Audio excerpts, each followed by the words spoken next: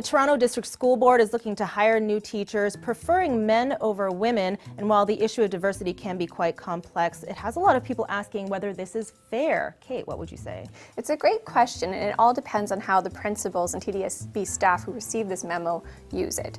So this memo went out to staff, and it tells them that there are certain qualifications that the TDSB is looking for in its teaching candidates applying for a job in their first interview. And those qualities are male, minority, Aboriginal, French qualifications, and also music.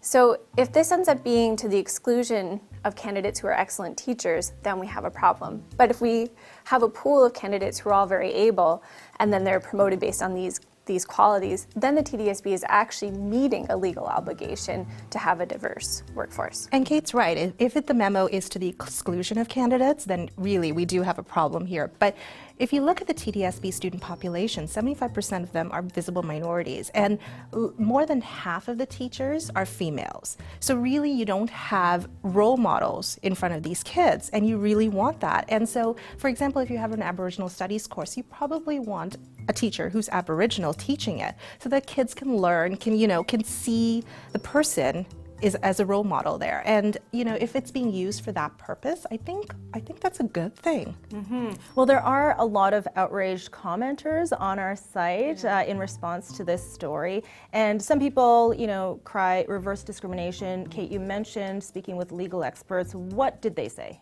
Legal experts felt this was entirely legal. In fact, they felt this was actually an obligation the board had to promote diversity. So we're not looking at a memo that here's some kind of smoking gun that says what the TDSB is doing is wrong. It does raise questions about how they handle the process, and even whether this is the best way to promote diversity amongst their teaching staff, or if they're just promoting resentment.